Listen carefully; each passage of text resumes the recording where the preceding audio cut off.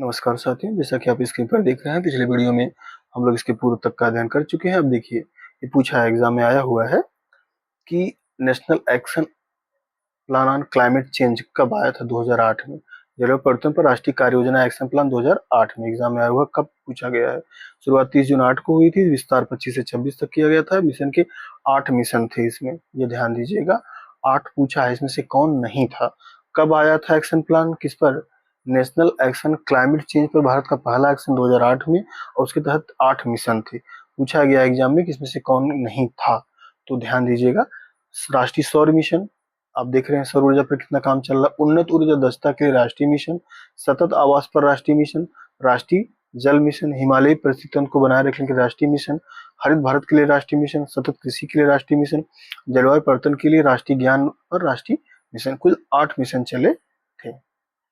सिद्धांत क्या है देखिए, किस सिद्धांत पर चले हैं?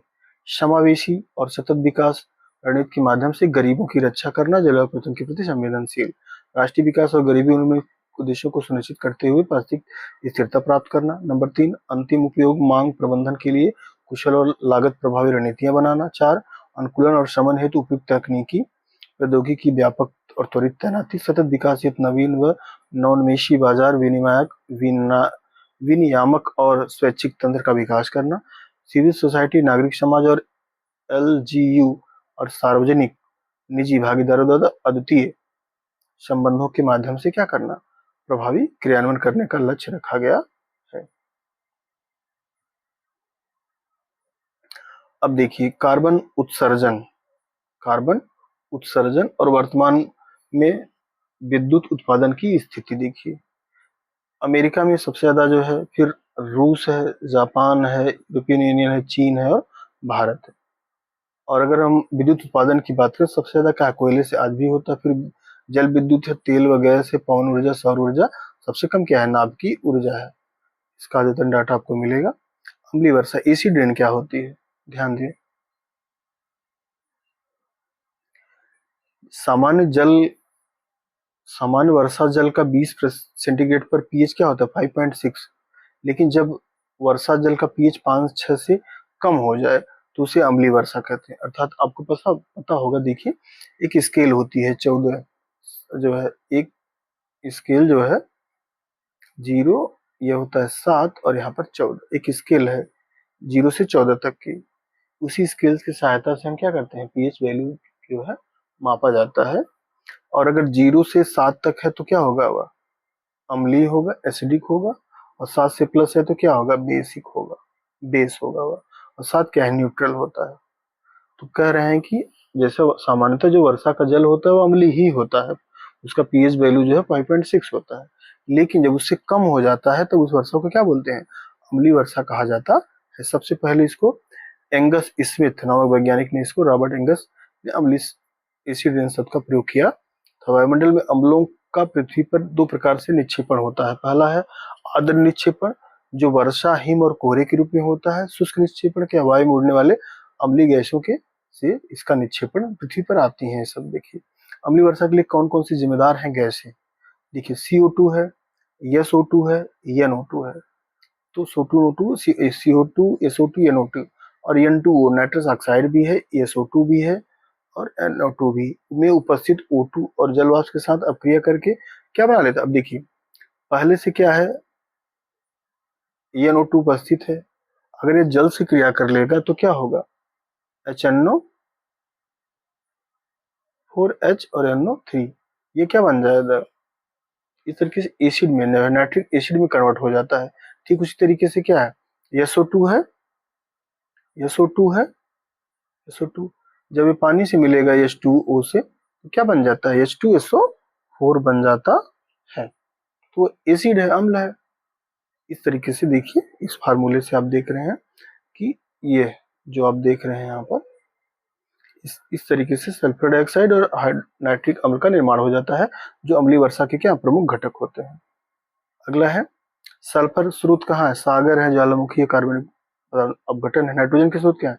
तड़ित, जो बिजली चमकती है ना, कड़कती है, गिरती है, उसकी ज्वालामुखी कार्बनिक पदार्थों का जो है अपघटन, यहाँ से नाइट्रोजन मिल जाता है। फार्मिक अम्ल कहाँ से मिलता है? बायोमास के दहन से। और अम्लीय वर्षा का प्रभाव क्या होता है? अम्लीय वर्षा का प्रभाव ये होता है कि त्वचा पर फफोले पड़ जाएंगे, मछलियों की प्रजनन क्षमता निगेटिव हो जाएगी, कम हो जाएगी, मनुष्य और जानवरों की श्वसन संबंधी समस्याएं हो जाएंगी, जलीय पादपों का संरक्षण जो है आयरन, लेड, कॉपर जैसी धातुओं का जल में घुलकर पौधों के अंदर पहुंचना, इनका क्या हो जाएगा, संक्षारण हो जाएगा, अर्थात वो नष्ट हो जाएंगे, संक्षारण हो जाएगा। जलीय जीव जंतु की मृत्यु हो सकती है। चट्टानों व धातुओं में बने स्मारकों मूर्तियों का क्या हो सकता है, जो चट्टान से, संगमरमर से या धातु से बने हुए जो बहुत बड़े मोमेंटो है, जो है स्टैच्यू है, स्मारक है, उनकी क्या होगी, नुकसान होगा। मृदा की अम्लता बढ़ेगी तो उसकी उर्वरता क्या हो जाएगी, कम हो जाएगी, फसलों को नुकसान होगा। पेड़ पौधों में क्लोरोसिस, नेक्रोसिस और पतझड़ इत्यादि हो जाते हैं। ताजमहल पर पीलेपन तथा मथुरा की रिफाइन के लिए क्या है, मथुरा की जो रिफाइनरी से निकलता है SO2, वही उसके लिए क्या है, इसका निक्षेपण है, उसके लिए उत्तरदायी है। अब देखिए एक क्या होता है, आपने सुना होगा कृत्रिम वर्षा, आर्टिफिशियल रेन, मेघ बीज। देखिए सिल्वर आयोडाइड और गर्म वर्षीय बादल, शुष्क बर्फ और एल्किल हैलाइड, ये तीनों चीजें क्या होती हैं, शीत। देखिए गर्म में, अगर गर्मी के समय में कृत्रिम वर्षा करानी है तो सिल्वर आयोडाइड से, अगर शीत के समय करानी है तो जो है शुष्क ठोस बर्फ और एल्किल हैलाइड। ये सब क्या अभी राजस्थान में चर्चा में था, वहां पर ड्रोन के माध्यम से जो है इन केमिकलों को छिड़क करके जो है आर्टिफिशियल रेन कराने की कोशिश की गई थी। ओजोन परत के बारे में देखिए, समताप मंडल में जो अभी देखा आपने क्या, ई सॉरी, अभी आपने देखा EIMST, ठीक है, exosphere, ionosphere, mesosphere, stratosphere, troposphere. तो जो इसका स्ट्रेटोस्फीयर है, सेकंड लेयर है, उसी लेयर में ओजोन की परत पाई जाती है, जो क्या करती है, ओजोन की परत यह क्या करती है, जो सन से पराबैंगनी किरणें आती हैं उसको क्या करती है, चेक करती है, उसको क्या करती है, रोकती है, हमारी रक्षा करती है। तो ओजोन परत की मोटाई 300, इसकी इकाई क्या है, डाप्सन में नापते हैं, 300 डाप्सन पर यूनिट होती है। और वास्तविक तापन और ग्रीन हाउस गैसों के उत्सर्जन के चलते इसमें लगातार क्या हो रहा है, क्षरण हो रहा है। जैसे जैसे ग्लोबल वार्मिंग बढ़ रही है, ग्रीन हाउस गैसों के उत्सर्जन के चलते इसमें क्या हो रहा है, जो ओजोन की परत है वो क्या हो रही है, छेद हो रहा है, उसमें नष्ट हो रही है। ओजोन परत संरक्षण के लिए मॉन्ट्रियल प्रोटोकॉल 1987 में, मॉन्ट्रियल प्रोटोकॉल पूछा जाए, मॉन्ट्रियल कनाडा के मॉन्ट्रियल शहर में इसकी बैठक हुई थी, तो इसको मॉन्ट्रियल प्रोटोकॉल कहा जाता है। 1987 में किसके कंजर्वेशन के लिए, ओजोन परत के बचाने के लिए। अब देखिए जैसे O2 है, इस पे यूवी रेज पड़ी तो हाफ ऑफ ऑक्सीजन में टूट गया, हाफ ऑक्सीजन जब O2 से मिलता है तो O3 बन गया, तो क्या बना लिया, ओजोन बना लेता है। ओजोन ही क्या करता है, हमारे शरीर से पर जो है, जो पराबैंगनी किरणें होती हैं सूर्य से आती हैं, उसको रोकता है, रक्षा करता है। यहाँ पे देखिए ओजोन के बारे में क्या कैसे हो रहा है, ध्यान दीजिए, बहुत एक समग्र, बहुत अच्छा डाटा दिया गया है। देखिए ओजोन क्या करती, ओजोन कहाँ पाई जाती है, समताप मंडल में 20 से 25 किलोमीटर दूर ऊंचाई पर पराबैंगनी किरणें निकलती हैं, इससे अल्ट्रावायलेट रेज, बीटा और इस तरीके से बचाव होता है। ये त्वचा कैंसर, जीन परिवर्तन और मोतियाबिंद से बचाव होता है, अगर नहीं होगा तो हो सकता है। CFC क्लोरोफ्लोरोकार्बन ओजोन क्षरण का क्या है, क्लोरोफ्लोरोकार्बन ही ओजोन के नष्ट होने का क्या है कारण है। ओजोन दिवस प्रत्येक वर्ष कब मनाते हैं, 16 सितंबर। इसके मापने की कई क्या एडॉप्शन है, प्रोटोकॉल कब आया था, 1987 में। अंटार्कटिका के ऊपर क्या हो गया है, छिद्र का पता ब्रिटिश टीम ने 1985 में लगाया था, तब से जो है ओजोन परत के संरक्षण के लिए बहुत सारे कार्यक्रम चल रहे हैं।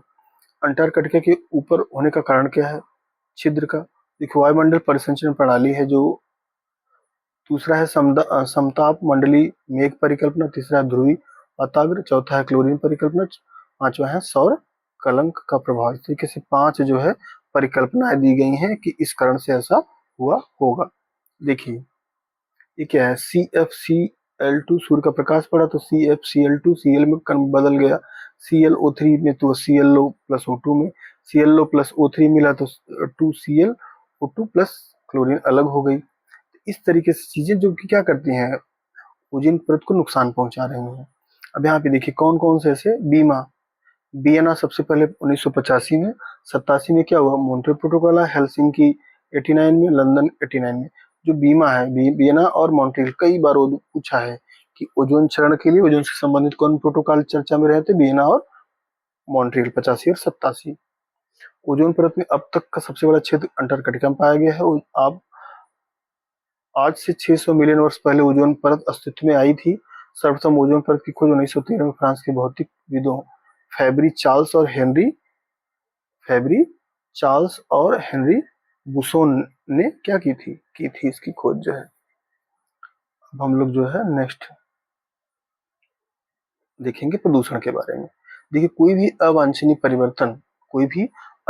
परिवर्तन जो क्या हो कि हमारे दैनिक जीवन को क्या करता है, प्रभावित करता है, वही सब क्या है, प्रदूषण है। चाहे वह भोजन में हो, चाहे हवा में हो, चाहे पानी में हो, चाहे मिट्टी में हो, कहीं भी। तो पर्यावरण में अवांछित पदार्थों के समाविष्ट होने की प्रक्रिया को ही क्या करते हैं, जो जीवन के सम्मुख संकट उत्पन्न कर दे, वही प्रदूषण। पर्यावरण में अवांछित जो पदार्थ है उनकी समाविष्ट हो जाना, मिल जाना की जाने की प्रक्रिया, जो जीवन के सम्मुख क्या करे, संकट या उत्पन्न करे, वही क्या प्रदूषण। पर्यावरण प्रदूषण के लिए उत्तरदायी अभिकर्ता क्या कहलाते हैं? जो एजेंट पोल्यूशन करते हैं उन्हें प्रदूषक कहा जाता है, पोल्यूटेंट कहा जाता है। प्रदूषक देखिए प्राथमिक होते हैं, द्वितीयक कई बार एग्जाम में भी आया हुआ है। प्राइमरी जो होते जो अपने मूल स्वरूप में पर्यावरण में विद्यमान होते हैं, जैसे प्लास्टिक, CO2 और CO कार्बन डाइऑक्साइड, मोनोऑक्साइड। द्वितीयक जो प्राथमिक प्रदूषकों से मिलकर या अंतर क्रिया करके निर्मित होते हैं, जैसे ऑक्सीजन, NO2, H2, SO4। प्रदूषण देखिए प्राकृतिक और मानवजनित। नेचुरल क्या है, कभी जो है ज्वालामुखी में विस्फोट हो जाए, धान का खेत जैसे है, पशुओं की जुगाली है, सब मीथेन निकालते हैं, तो पर्यावरण प्राकृतिक नेचुरल रूप से हो रहा है। मानवजनित क्या, खनिज तेल का जलना, निवर्णीकरण, कीट जो हो गए, खरपतवार हो गए, जिसमें इसमें क्या है, निवर्णीकरण कीट में आपका वो क्या बोलते हैं, जो दीमक लगता है, नाशक दवाएं और औद्योगिक व्यर्थ, ये सभी मानव जनित जो पदार्थ हैं जो क्या करते हैं, प्रदूषण का कार्य करते हैं। वायु प्रदूषण के बारे में देखिए, वायु प्रदूषण की स्थिति वायुमंडल में ऐसे पदार्थ एकत्रित हो जाते हैं जो मनुष्य और उसके पर्यावरण के लिए हानिकारक साबित हो जा सकते। Carbon monoxide, dioxide, fly ash, धूल के कण और NO2, SO2। वायु प्रदूषण को मापने की इकाई क्या है, ppm, पार्ट्स पर मिलियन। माइक्रोग्राम या घन मिलीलीटर या मेगालीटर में मापा जाता है। जल प्रदूषण क्या है, जल के मूलभूत भौतिक, रासायनिक और जैविक गुणों में अवांछित पदार्थों के मिलने से उसके मूल गुणों में परिवर्तन हो जाता है और इसी कारण प्रदूषित हो जाता है, उसे जल प्रदूषण कहते हैं। ये कल कारखानों से निकलने वाला अपशिष्ट पदार्थ, जल व घरेलू अपशिष्ट, समुद्र के तेल रिसाव, कृषि कार्यों में प्रयुक्त रसायन, ये सभी चीजें क्या है, प्रदूषक के रूप में मिट्टी और जल को प्रभावित करने का काम करते हैं। भूमिगत जल क्या है, भूमिगत जल का प्रदूषण क्या है, आर्सेनिक और फ्लोराइड। ये देखिए पश्चिम बंगाल, बिहार और उड़ीसा और उत्तर प्रदेश में आर्सेनिक जो है भूमिगत जल पाया जाता है, जो कि प्रदूषण का कारण नुकसान पहुंचाता है। फ्लोराइड कहाँ, राजस्थान में है। ये देखिए कई बार आए, इसको बहुत अच्छे से याद कर लीजिए। मोस्ट इंपॉर्टेंट 4 स्टार, आप देख लीजिए इसको, मोस्ट इंपॉर्टेंट क्वेश्चन है 4 स्टार का, कि पूछा है पारा मीना माटा, पारो मीना माटा, कुछ ऐसे याद करिए। CD कैडमियम, ईटा, CD को ईटा से पीटना है। ऐसे पारा क्या है, मीना क्या है, पारा है, मीना पारा जो है मीना माटा, कैडमियम जो है CD itai, nitrate blue baby syndrome, fluoride जो है फ्लोरोसिस स्केलेटेड प्रोटीन, आर्सेनिक क्या है, ब्लैक फुट। इसको याद कर लीजिए, बार बार कई बार आया हुआ एग्जाम में। मिट्टी का प्रदूषण, मिट्टी में ऐसा कोई अवांछित पदार्थ मिल जाए जिसकी गुणवत्ता और उसकी उर्वरता को प्रतिकूल प्रभावित कर, उसे क्या कहते हैं, मृदा प्रदूषण। प्लास्टिक हो गया, रासायनिक पदार्थ, बहुत सारे केमिकल। ध्वनि प्रदूषण, वह ध्वनि जो सुनने में अरुचिकर हो, उदाहरण लाउड स्पीकर, हॉर्न, रेलवे, हवाई जहाज, जेट इंजन, ग्रीन, ये सब क्या है, ग्रीन मफलर ध्वनि प्रदूषण से संबंधित है, जैसे अशोक का ब्रिज। अभी ग्रीन मफलर आप देखते हैं ना, मफलर पहनते हैं ना ठंडी में, आपको ठंड से बचाता है। ठीक इस तरीके से आप देखिए, आप देखते हैं हाईवे में देख रहे हैं, ऐसे हाईवे के बीच में बहुत सारे पेड़ लगे हुए होते हैं, बहुत सारे पेड़ लगे होते हैं। यह पेड़ जो है क्या करते हैं, यह ध्वनि जो आवाज निकलती है गाड़ियों की, उसको क्या करते हैं, कम करने का काम करते हैं। इसी जो है ध्वनि प्रदूषण से संबंधित है ग्रीन मफलर, ये शब्द ध्यान दीजिएगा। WHO द्वारा जो है निर्धारित ध्वनि सीमा कितनी है, 45 डेसिबल है। 45 डेसिबल से अधिक जो है आप सुनते हैं तो मतलब वो पर्याप्त जो है प्रदूषित है, वो आपके कानों को नुकसान पहुंचा सकता है। रेडियो सक्रिय प्रदूषण, कुछ तत्वों के नाभिकीय विखंडन के कारण इलेक्ट्रॉन, प्रोटॉन और गामा किरणों का निष्कासन होता है, जिसे रेडियो सक्रिय प्रदूषण कहते हैं। उदाहरण के लिए से एक्स किरणें, यूरेनियम की खदान, नाभिकीय परमाणु, थोरियम इत्यादि में सब घटनाएं घटती रहती हैं। यहाँ पे देखिए जैसे सामान्य हम बातचीत करते हैं तो 20 से 30 डेसिबल, उच्च आवाज में बातचीत करते हैं 60 डेसिबल, रेडियो जो हम रेडियो सुनते हैं तो 50 से 60 डेसिबल, हवाई जहाज 90 से 120, जेट इंजन 148, अंतरिक्ष यान 140 से 170 80 तक जो है 180 तक क्या है 8 डेसिबल होता है। बट ये क्या है 45 डेसिबल क्या है सामान्य है, और ये आम बोलचाल में ध्वनि नुकसान नहीं पहुंचाती, इससे अधिक क्या करें नुकसान पहुंचाएंगे। रेडियो सक्रिय प्रदूषण हो चुका है।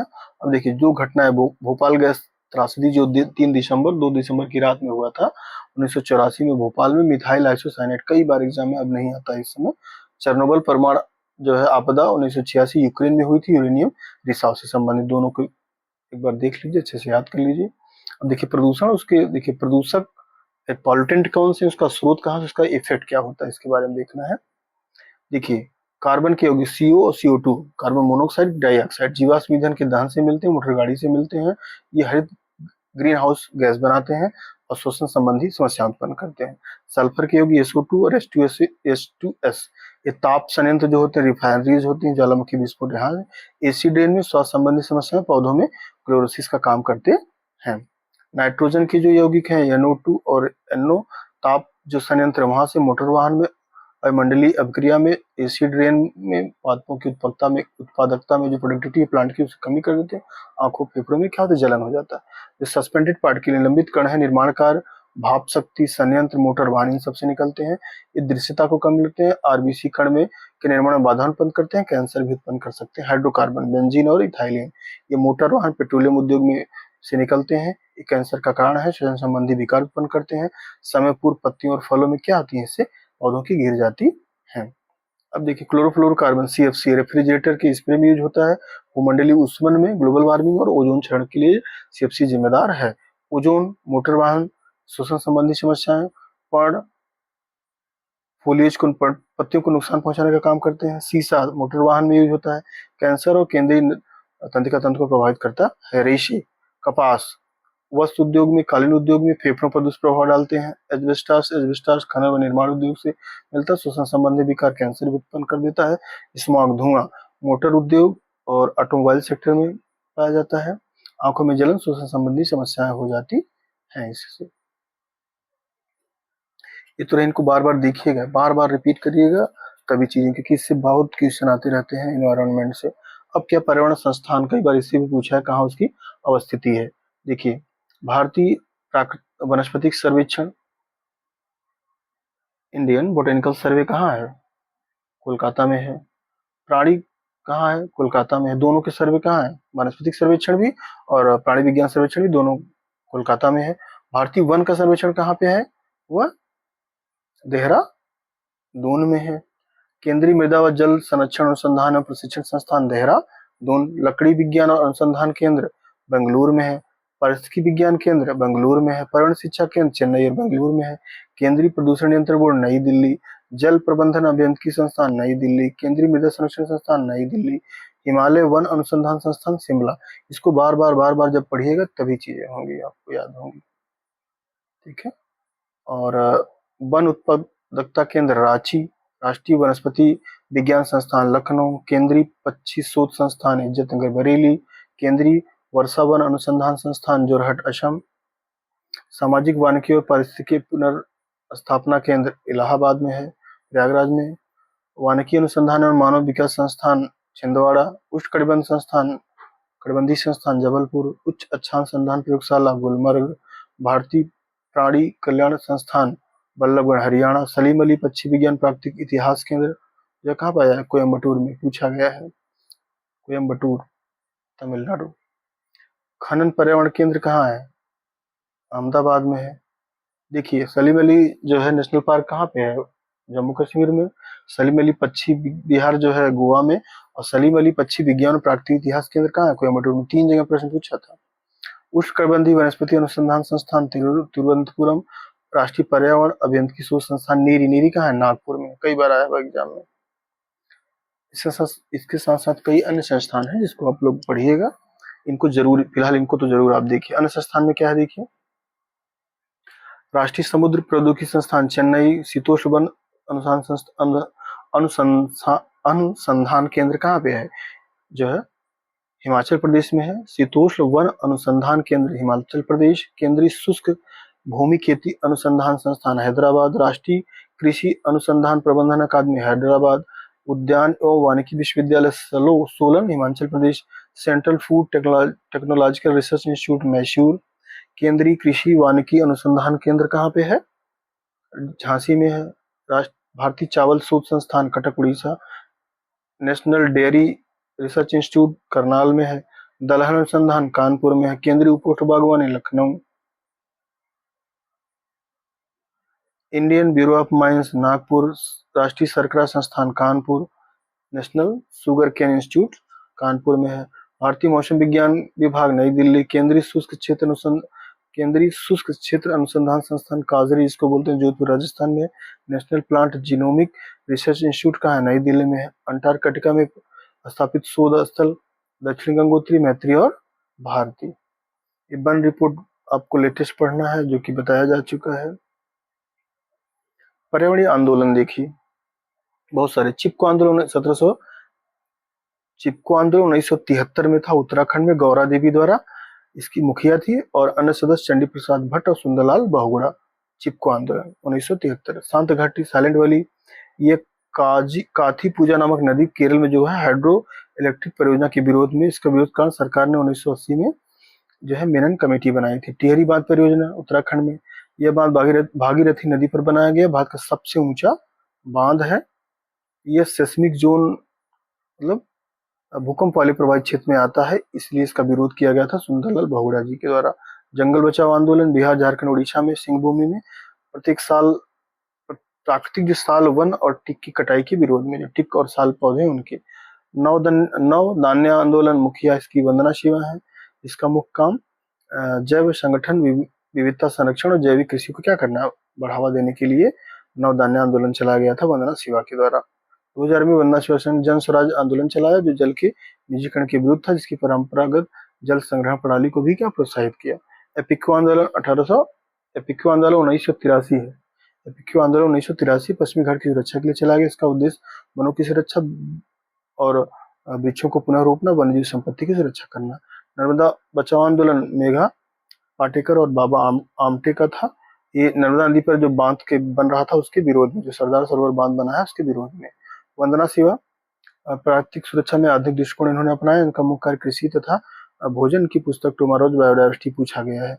यह बौद्धिक संपदा अधिकार है, जैव विविधता, जैव तकनीकी, जैव नीति और जेनेटिक इंजीनियरिंग पर आधारित है।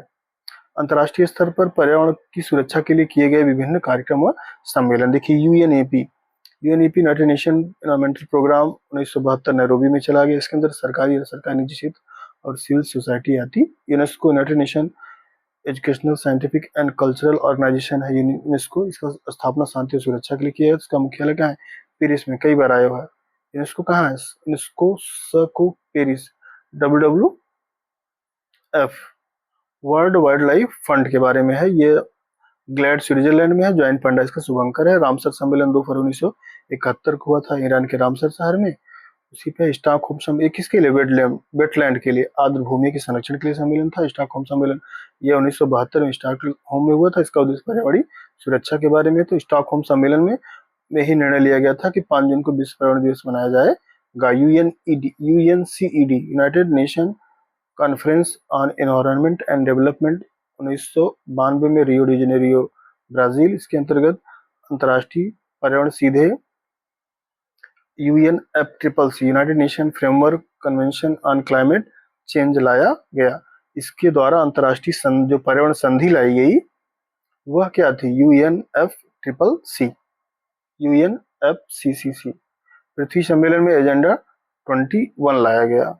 बेसल सम्मेलन 22 मार्च 1989 को बेसल में हुआ था। 1992 से प्रभावी है। विषाक्त पदार्थों को पार सीमाओं में ले जाने की स्वीकृति नहीं है, जिसका उद्देश्य क्या था? मानव स्वास्थ्य और वातावरण की विभिन्न हानिकारक पदार्थों से बचाना। रॉटरडम सम्मेलन 24 फरवरी 2004 में लाया गया। इसका उद्देश्य मानव स्वास्थ्य और पर्यावरण के लिए राष्ट्र आपस में मिलकर क्या करें? साझी जिम्मेदारी लें। रासायनिक हानिकारक पदार्थों को ले जाना राष्ट्रों की साझेदारी पर निर्भर होगी। CBD क्या है? कन्वेंशन ऑन बायोडायवर्सिटी, जैव विविधता संरक्षण, जैव अवयवों की सतत उपयोग। जेनेटिक रिसोर्स का उपयोग एवं भोग जिससे पर्यावरणीय जैव विविधता की क्या हो, सुरक्षा हो सके। IPCC, inter governmental panel on climate change, जो है 3 समूह में बांटा गया वर्किंग ग्रुप वैज्ञानिक आकलन करते हैं, पर्यावरण समस्या की जानकारी प्राप्त की जाती है, जलवायु परिवर्तन के सामाजिक और आर्थिक आयामों के बारे में डिस्कस होता है। ये रिपोर्ट आती है अक्सर। 21वीं सदी में ये माना गया है कि औसत तापमान 1.1 से 6.4 सेंटीग्रेड तक बढ़ सकता है। World summit, जॉन्सबर्ग conference summit on sustainable development, SDG जो शुरू होगा अब, उसके संबंध में था। गरीबी उन्मूलन और सतत जीवन यापन के लिए वित्तीय संसाधन जनित करना, तकनीकों का हस्तांतरण, उत्पादन उपयोग के तरीके बदलना। अब Stockholm conference on persistent organic pollutant के लिए, पॉप के लिए जो जारी हुआ था, पीओपी के लिए, प्राकृतिक मानव द्वारा जनित होने वाले कार्बनिक प्रदूषण कम करना एवं रासायनिक पदार्थ है पॉप क्या, जो वातावरण में खाद्य जालों के द्वारा जीवों में क्या कर संग्रहित होता है, जो मानव स्वास्थ्य के लिए और पर्यावरण के लिए अत्यधिक हानिकारक और दुष्प्रभावी है। साइट्स क्या है, यह convention on international trade in endangered species से है, WWF की मदद से कार्य करता है। यह जीवों के व्यापार को नियंत्रित करता है, विलुप्त होने के कगार पर है, और जो विलुप्त होने के कगार पर उनके तस्करी ने उनको मार के बेचा ना जा सके इसके लिए। इसमें 3 अपेंडिक्स हैं, 3 सूचियां हैं, अपेंडिक्स 1, 2, 3। पहले में क्या है, जीवों का वाणिज्यिक उद्देश्य के लिए अंतर्राष्ट्रीय व्यापार नहीं होगा, जैसे हाथी, चीता, हिमालयन। दूसरा क्या, वाणिज्यिक उद्देश्य से व्यापार होगा किंतु कठोर नियंत्रण में होगा। तीसरा, कोई राष्ट्र अन्य राष्ट्र के साथ मिलकर जीवों को बचाने के लिए मिलजुल कर कार्य कर सकता है। और इसके बाद अगला है conservation migratory species for only bird, प्रवासी पक्षियों के लिए है। अब क्योटो प्रोटोकॉल 1997 में आया, इसके अंतर्गत निर्णय हुआ कि 2008 से 12 तक 90 के स्तर तक क्या करना, 5.2% तक जो ग्रीन हाउस गैसों को कम कर दिया जाए, किंतु भारत व चीन को इससे मुक्त रहेंगे। ये देखिए, कोप हमेशा 2-2 साल पे हो रहा है। कोप 8 नई दिल्ली में, फिर 11/5 में हुआ, 13 2007 बाली इंडोनेशिया में प्रत्येक वर्ष होता है। फिर बाली रोड मैप क्या क्या आया था बाली में होने के बाद, यहाँ पे देखेंगे।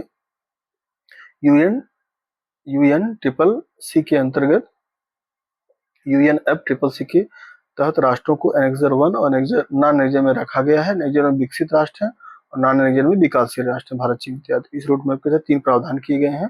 पहला था ज्वाइंट इम्प्लीमेंटेशन, ये राष्ट्रों की बाध्यता आरोपित की गई कि कार्बन उत्सर्जन को कम करने की कोशिश करेंगे। दूसरा क्या था कि संयुक्त जो ये क्या है, विकसित राष्ट्र है, जिसमें भारत जैसे, चीन जैसे अल्पविकसित राष्ट्र है, उनमें क्या कहा गया कि राष्ट्र मिलकर विभिन्न कार्यक्रमों योजनाओं को लाने का प्रयास करें, किंतु इन राष्ट्रों में कोई बाध्यता नहीं है। अपवाद के भारत ने क्लीन डेवलपमेंट मैकेनिज्म CMD को अपनाया। कार्बन ट्रेडिंग क्या था, UNFCCC के अंतर्गत प्रत्येक राष्ट्र को CO2 के उत्सर्जन को कम करने के लिए एक निश्चित कोटा दिया जाएगा। विकासशील राष्ट्र भारत और ब्राजील यदि अपने कोटा से अधिक उत्सर्जन कम करते हैं तो इन्हें कार्बन साख के रूप में कमा सकते हैं। मतलब अगर ये अपने CO2 को कम उत्सर्जन करते हैं, जितना निर्धारित है कि इतना, लगभग एक होता है कि हाँ 1000 टन जो है भारत लगभग 1 साल में इतना करेगा उत्सर्जित, उससे कम अगर कर लेता है तो जितना कम करेगा, मान लीजिए 1000 कम किया जो है, 10,000 में इसने 9,000 ही अगर किया तो 1000 उसका क्या हो गया, कार्बन स्टॉक हो गया, वो उसको बेच सकता है किसी अन्य देश को, तो उसको साख मिलेगी, पैसा मिलेगा। इन्हें विकासशील राष्ट्र अन्य राष्ट्रों के साथ कार्बन व्यापार के अंतर्गत क्रय विक्रय कर सकते हैं। कार्बन व्यापार निर्धारित सूचकांक जो है क्या है, नारपुल और पावर नेक्स्ट ETC के माध्यम से हो सकते हैं। प्रमुख पर्यावरणीय संस्थाएं क्या है, वैश्विक संस्थाएं, फ्रेंड्स ऑफ अर्थ 1969 में हुआ, वाशिंगटन DC में इसका मुख्यालय। IUCN 1948 glad, Switzerland, campaign for nuclear डिसआर्मामेंट 1958 London, world wild end fund for nature करके ग्लैड 1962 में हुआ, Switzerland, green peas 1971 Amsterdam, world conservation monitoring centre 1983 क्रम्बेज, WCED 1984 में, फॉरेस्ट एनवायरमेंटल ट्रस्ट 1993 में, save the green earth 2001 Zurich, earth right international और green power जैसे।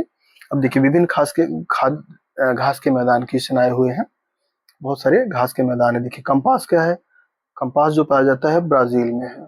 Parkland क्या, उत्तरी Africa क्षेत्र में पाया जाता है, उत्तरी क्षेत्र में। सेल्वास अमेजन के बेसिन में, समाना पूर्वी अफ्रीका सूडान में, लानोस वेनेजुएला में। तो आप देख रहे हैं कंपास, सेल्वास और लानोज, ये तीनों कहाँ है, ब्राजील में है, के पास में है। वेनेजुएला तो वेनेजुएला विशेष रूप से क्या है, लानोज है, और कंपास कहाँ है, ब्राजील में है, और सेल्वास कहाँ है, अमेजन के बेसिन में है। तो आप इस तरीके से देखिए, कंपास और सेल्वास ब्राजील में, और लानोस कहाँ है, वेनेजुएला में। ये सभी क्या है, उष्णकटिबंधीय है। और पार्कलैंड कहाँ है, अफ्रीका में है। और सवाना कहाँ है, पूर्वी अफ्रीका सूडान में है। शीतोष्णकटिबंधीय जो है वो क्या है, पंपास अर्जेंटीना और उरुग्वे में, प्रेरी उत्तरी अमेरिका कनाडा में, डाउन्स ऑस्ट्रेलिया में, विल्ड दक्षिण अफ्रीका में, स्टेपीज यूरेशिया में, कैंटरबरी न्यूजीलैंड और पूछताछ कहाँ है, हंगरी में है। पूछताछ कहाँ है, हंगरी में। इसको बार बार ध्यान दीजिएगा। स्टेपीज पूछताछ हंगरी में है। इससे बहुत सारे क्वेश्चन आते हैं। अब यहाँ पे एक शब्द है ना, आपको दिक्कत हो रही होगी कि उष्णकटिबंध क्या होता है, शीतोष्णकटिबंध क्या होता है। अब देखिए इसको ग्लोब तो पढ़े होंगे आप। यहाँ पे देखिए ये क्या है, विषुवत रेखा, इक्वेटर जिसको बोलते हैं, विषुवत रेखा। और इसके बाद क्या होती है, मकर है, ऊपर क्या है, कर्क रेखा। ध्यान दीजिएगा, इस पूरी रीजन को मतलब 23.5 नॉर्थ और 23.5 साउथ जो एरिया है, इसको क्या बोलते हैं, उष्णकटिबंध बोलते हैं। और इसके बाद यहाँ पे 66 मिलेगा आपको, 66.5 उत्तर और दक्षिण में। तो 23 से 66 वो क्या है, शीतोष्ण कटिबंध है, जहाँ पे शीत भी है और गर्मी भी है, ठंडी भी, शीतोष्ण बोलते हैं। इस एरिया में गर्मी बहुत होती है, बट यहाँ पे इन दोनों एरियाज में गर्मी ठंडी दोनों, इसलिए शीतोष्ण कहा गया है। तो ये शीतोष्ण घास के मैदान। इसके बाद क्या बचता है, शीत। दोनों पोल पे क्या बनेगा, शीत बचेगा। अधिनियम देख लीजिए, ये आया हुआ है, वन्य जीव संरक्षण अधिनियम 1972, जल प्रदूषण निवारण नियंत्रण अधिनियम 1974, जल प्रदूषण रोकथाम और नियंत्रण उपकर अधिनियम आया था, उपकर नियम आया था 1977 में, सेस बोलते हैं इसको, वाटर सेस। वन संरक्षण अधिनियम 1980, कई बार आया हुआ प्रश्न है। वायु प्रदूषण निवारण और नियंत्रण अधिनियम 1981, पर्यावरण संरक्षण 1986, जैव विविधता 2002 और वन अधिकार अधिनियम 2006। इसको पढ़ लीजिएगा, ये सब अक्सर आता है क्वेश्चन। आदर्श प्राकृतिक निवास जो है, देखिए बहुत सारे पक्षी, उनका क्या क्या है, जानवरों का निवास स्थल के बारे में दिया गया है। साइबेरियन सारस जो है केवलादेव राष्ट्रीय उद्यान राजस्थान, पक्षियों का स्वर्ग केवलादेव बोला जाता है राष्ट्रीय उद्यान को।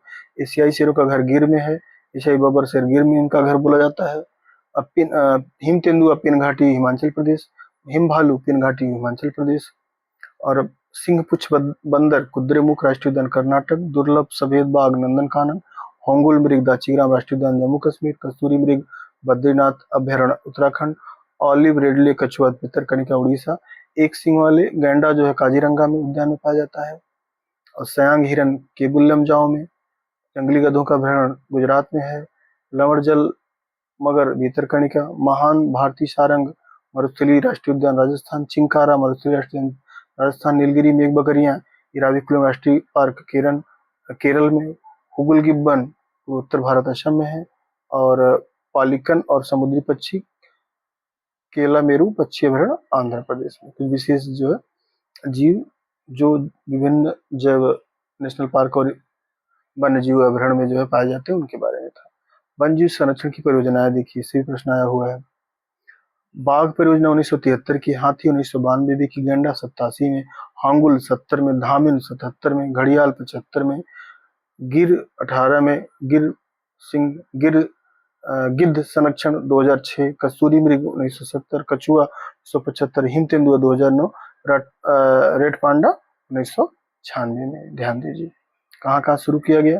देखिए बाघ अभ्यारण्य जिम कॉर्बेट राष्ट्रीय उद्यान उत्तराखंड, हाथी सिंह भूमि झारखंड, गैंडा कांजीरंगा, होंगुल दाचीगाम, धामिन केबुल लामजाओ मणिपुर का है, घड़ियाल का तिकरपाड़ा उड़ीसा, और सिंह का गिद्ध का भी जूनागढ़ भोपाल में, हैदराबाद और भुवनेश्वरपुर में, कस्तूरी मृग केदारनाथ अभ्यारण्य उत्तराखंड है, कछुआ भितरकनिका, हिम तेंदुआ Padmaja Naidu Himalayan zoological park Darjeeling में, red panda Padmaja Naidu Himalayan zoological park Darjeeling में है।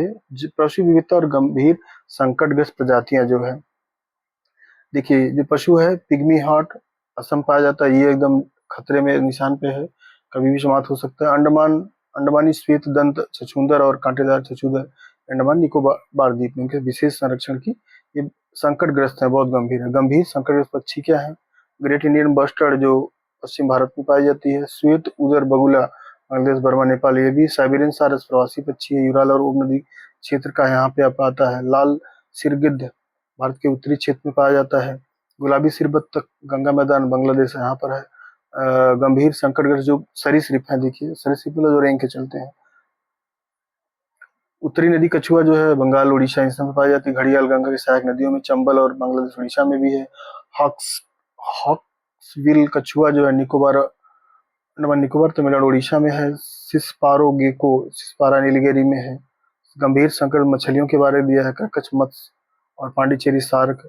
स्तनधारियों के में एशियाई काला भालू, एशियाई हाथी, बंगाल टाइगर, ब्लू व्हेल और बारहसिंगा। संकटग्रस्त प्रजातियों के लिए एक आईसीयू रेड डाटा बुक रखी गई है। पूछा है रेड डाटा बुक। विभिन्न दिवस हैं जो पर्यावरण से संबंधित। 2 फरवरी आर्द्र भूमि दिवस, 3 मार्च विश्व वन्य जीव दिवस, 20 मार्च गौरैया दिवस, 21 वानिकी दिवस, 22 जल संरक्षण दिवस, 5 अप्रैल राष्ट्रीय समुद्र दिवस, 18 विश्व धरोहर, 22 पृथ्वी दिवस, 22 मई जैव विविधता, 31 मई तंबाकू निषेध दिवस। ये थीम जो है हर साल की अलग अलग होती है। 23 की थीम है, आप लेटेस्ट थीम जरूर पढ़िएगा। 31 मई को विश्व तंबाकू निषेध दिवस है और 1 जून को अंतर्राष्ट्रीय दुग्ध दिवस, 5 जून को पर्यावरण दिवस, 8 जून को अंतर्राष्ट्रीय महासागर दिवस, 29 टाइगर दिवस, 10 विश्व जैव ईंधन बायोफ्यूल, 19 अगस्त मानवीय दिवस, 16 सितंबर को ओजोन दिवस, 22 सितंबर गैंडा, 4 अक्टूबर पशु दिवस, 5 अक्टूबर विश्व परिवेश हैबिटेट डे, इसको परिवेश दिवस भी कहा जाता है, 16 अक्टूबर खाद्य दिवस, 19 दिसंबर शौचालय दिवस, 2 दिसंबर पर राष्ट्रीय पर्यावरण नियंत्रण दिवस, 24 दिसंबर को राष्ट्रीय उपभोक्ता दिवस के रूप में मनाया जाता है। महत्वपूर्ण शब्दावलियां देखिए। जीवोम क्या होता है? सर्वाधिक विस्तृत जीवधारी इकोसिस्टम जो परिस्थिति क्षेत्र को जो अपने पौधे और पशुओं की विशेषता के कारण पहचाने जाने योग्य हो। अब तक ऐसे 6 बायोम को जो है इसमें। एक टुंड्रा, कॉनिफर, पर्णपाती वन, घास की भूमि और उष्णकटिबंधीय वन एवं मरुस्थल। ये 6 ऐसे बायोम हैं। सॉरी, अगला देखते हैं हम लोग। प्राणी जगत की ऑक्सीजन की मांग कैसी है? Biological oxygen demand. जैविक पदार्थों के घुलने अथवा अपघटित होने के लिए वांछित ऑक्सीजन की मात्रा को बीओडी कहा जाता है। बायोमास क्या होता है? किसी प्रतितंत्र क्षेत्र विशेष में जीवित पदार्थों की कुल मात्रा को उसको बायोमास कहते हैं। संकटग्रस्त प्रजातियां क्या है? मानव द्वारा संसाधनों के अति दोहन और पर्यावरण की प्रतिकूल दशाओं के विकसित होने के कारण जिन प्रजातियों के जीवों की संख्या कम होती है उन्हें संकटग्रस्त प्रजातियां कहा जाता है। बायोमैग्निफिकेशन क्या होता है? किसी जीव के अंदर लगातार हानिकारक रासायनिक पदार्थों की मात्रा का बढ़ना क्या कहलाता है? बायोमैग्निफिकेशन कहा जाता है। जैसे गिद्ध जो थी विलुप्त की कगार पर क्यों चले गए? क्योंकि गायों को, भैंसों को लोग अधिक दूध प्राप्त करने के लिए डाइक्लोफेन का इंजेक्शन लगाते थे और वह इंजेक्शन इनके शरीर में जब गिद्ध क्योंकि मरने के बाद उसको खाते थे गायों को, तो उनके शरीर में इनकी मात्रा डाइक्लोफेन की बढ़ती गई, जो उनके मृत्यु का कारण बनती गई। क्योंकि मैग्निफिकेशन होता है कि इस तरीके से हम सब्जियों में देखते हैं कीटनाशक छिड़कते हैं तो धीरे धीरे क्या हो रहा है, वो पौधों, पत्तियों पर, फलों फूलों पे पहुंचता है, इसके साथ साथ मिट्टी में जा रहा है, मिट्टी से फिर पौधों के पास पहुंच रहा है। ये क्या बायो मैग्निफिकेशन है। यूट्रिफिकेशन क्या होता है? जहां लगातार तालाबों, झीलों में पोषक तत्वों की मात्रा बढ़ती रहती है, उसके पीछे क्या है? इसके पीछे कारण आधुनिक कृषि खेत पद्धति है। तालाब और झीलों में सूर्य के प्रकाश के प्रवेश के आधार पर विभिन्न स्तरों में बांटा गया है। एक क्या? लिटरल जोन, लेमनेटिक जोन और प्रोफंडल जोन। जहां सूर्य का प्रकाश पूरी तरह प्रवेश करता है उसे लिटरल जोन कहते हैं। जहां मध्यम पहुंचता है उसे लिमनेटिक कहते हैं। जहां पर नहीं पहुंचता उसे प्रोफंडल जोन कहा जाता है। जिन तालाबों, झीलों के में पोषक तत्वों की मात्रा बढ़ जाती है वहां नीले हरे शैवाल बहुत ज्यादा मात्रा में हो जाते हैं। इन शैवालों को जैव उर्वरक के रूप में प्रयोग में लाना जाया जाता है। कुछ नीले हरे शैवाल जैसे आल्टोरिया, एनाबीना और ह्यूमस जो जीवाश्म होते हैं, ह्यूमस रासायनिक रूप से जटिल व मृदा की ऊपरी व अन्य सतह पर पाए जाने वाले कार्बनिक अवशोषों के बहुपरिवर्तित मिश्रण को ह्यूमस कहा जाता है। यूट्रॉफिकेशन क्या होता है? जब तालाब वगैरह में बहुत उपजाऊ हो जाता है तो वहां पर चीजें बहुत ज्यादा इकट्ठा होने लगती हैं, खाद्य पदार्थ जो होते हैं, पोषक पदार्थ। कीस्टोन स्पीसीज ऐसी प्रजाति जिनके कारण उस स्थान की परिस्थिति की समुदाय की जैव स्थिरता बनाए रखता है, उसे कीस्टोन कहते हैं। की चाबी होती है, ताले खुलती है, यहाँ पर पर्यावरणीय ताला वो खुल रहा है कि ऐसी प्रजाति जिसके कारण उस स्थान विशेष की परिस्थिति की समुदाय की जैव क्या रहती है? विविधता स्थिर रहती है। फ्लैगशिप, स्थिर से मतलब न किसी बढ़ने देगा न घटने देता है। फ्लैगशिप स्पीसीज के ऐसे पौधे व जंतु की प्रजाति जो लोगों के मन लोकप्रिय हो और लोगों को ध्यान अपने संरक्षण, आवास की सुरक्षा आकर्षित करे, जैसे बाघ और हाथी। नींव प्रजातियां क्या? फाउंडेशनल स्पीसीज के जो प्रजातियां जो परिस्थितिक संतुलन और स्थिरता के निर्माण और विकास में मुख्य रूप से योगदान देती है, उन्हें न्यू या मूल प्रजातियां कहा जाता है। अनुक्रमण क्या, किसी एक प्रकार की प्रजाति द्वारा किसी दूसरी प्रकार की प्रजातियों द्वारा उन्हें विस्थापित कर देना, मतलब कोई एक एक प्रजाति पहले से थी, उसने वह उसको कोई हटा करके दूसरी प्रजाति आ जाए तो उसी को अनुक्रमण कहते हैं। हरित क्रांति क्या है, नॉर्मन बोरलॉग ने विश्व में नॉर्मन बोरलॉग थे और भारत में MS स्वामीनाथन थे। और हरित क्रांति प्रथम द्वितीय 3 चरण इसमें चल रहे हैं। प्रथम में रसायनों का बहुतायत प्रयोग हुआ और परिणाम क्या रहा, जैव संवर्धीकरण और यूट्रिफिकेशन बढ़ गया। और द्वितीय चरण में जेनेटिक मॉडिफिकेशन, GM फसलों का प्रयोग बहुत चल रहा है। अब तीसरी जो फसल चल रहा है, जो तरीका चल रहा है हाइड्रोपोनिक्स का, जिसमें मृदा रहित रासायनिक पदार्थों जो है के तहत पौधों को रखकर वृद्धि करवाई जाती है और जो है सॉइललेस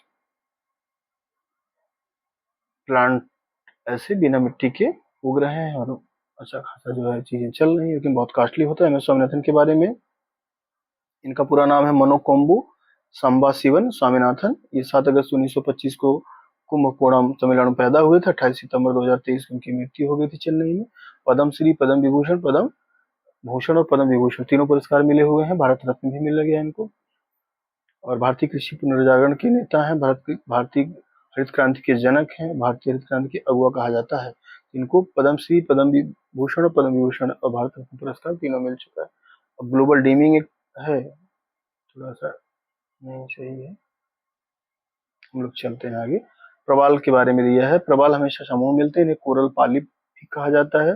प्रवाल, अब देखिए ऑस्ट्रेलिया का जो पूर्वी इलाका है, अंडमान निकोबार द्वीप का एरिया है, समुद्र में जो है, जहाँ पर गर्मी और ठंड जो है, ठंड का जो है शीतोष्ण कटिबंधीय एरिया होते हैं, वहाँ पर विशेष रूप से पाए जाते हैं। प्रवाल स्थिर संरचना और इसमें कैल्शियम कार्बोनेट का निर्माण होता है। प्रवाल कठोर, मुलायम और कठोर दोनों प्रकार के होते हैं। केवल कठोर प्रवाल ही प्रवाल भित्ति का निर्माण करते हैं। विश्व की सबसे बड़ी प्रवाल की भित्ति जैसे ग्रेट बैरियर रीफ ऑस्ट्रेलिया में, जो अपनी बात कर रहे थे अभी में, वह ग्रेट बैरियर रीफ ऑस्ट्रेलिया में पाई जाती है। प्रवाल को समुद्र का वर्षा वन भी कहा जाता है। भारत में पाए जाने वाले प्रवाल भित्ति क्षेत्र अंडमान निकोबार, लक्षद्वीप और मन्नार की खाड़ी है। ठीक है, यहाँ पे देखिए अंडमान निकोबार, लक्षद्वीप। और प्रवाल विरंजन क्या होता है, कोरल ब्लीचिंग। प्रवाल पर रहने वाले रंगीन जो जुओ जैंतली शैवाल होते हैं, पर पर्यावरणीय घटकों को नकारात्मक प्रभाव के कारण उनके ऊपर से हटने लगते हैं, तो प्रवाल क्या हो जाता है, वास्तविक रंग सफेद में आ जाता है। इसको प्रवाल का, जैसे ग्लोबल वार्मिंग होगी, बहुत कुछ होगा, जब पर्यावरण में, समुद्री पर्यावरण में नुकसान होगा, तो जो जुओ जैंतली जो शैवाल है वह उस कोरल को छोड़ करके हट जाएगा, तो कोरल सफेद हो जाता है, तो इसको बोलते हैं कोरल ब्लीचिंग कहा जाता है। वर्मी कंपोस्टिंग क्या है, ये भी पूछा गया है। यह कार्बनिक कृषि का अच्छा उदाहरण है। जैसे भारत में जो है केचुआ केचुआ का जो है किसानों का मित्र कहा जाता है। उसकी जो है क्या करना, उसको जो है खाद बनाना, बहुत सारे केचुओं को, फिर उसको खेतों में छिड़कना, डाल देना।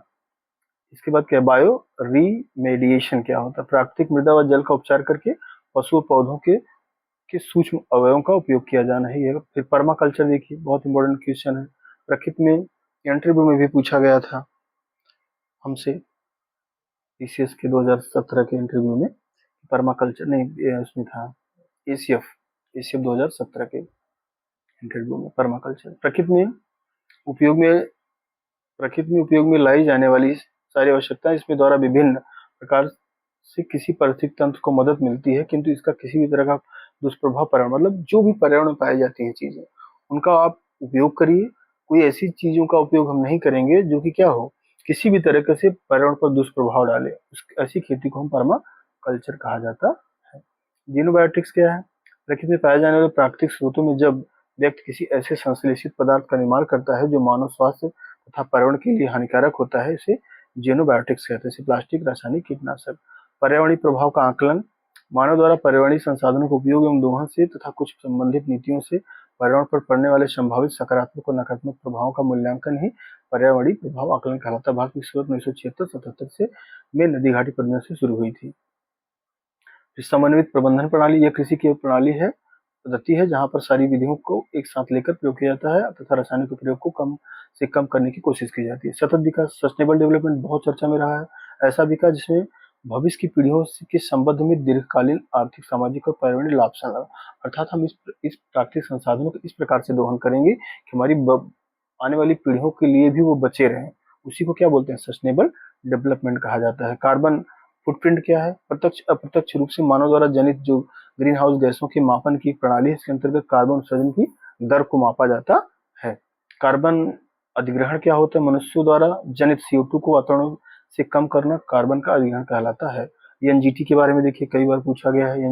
नेशनल ग्रीन ट्रिब्यूनल क्या है, ये एक्ट 2010 में आया था और इसके मुख्यालय क्या है, नई दिल्ली में है। 4 इसकी जो है शाखाएं हैं, भोपाल, पुणे, कोलकाता और चेन्नई में। इसके जो है जस्टिस प्रकाश थे, अभी इसमें कोई और हो चुके हैं, इनके नाम आपको अपडेट किया जाएगा बाद में।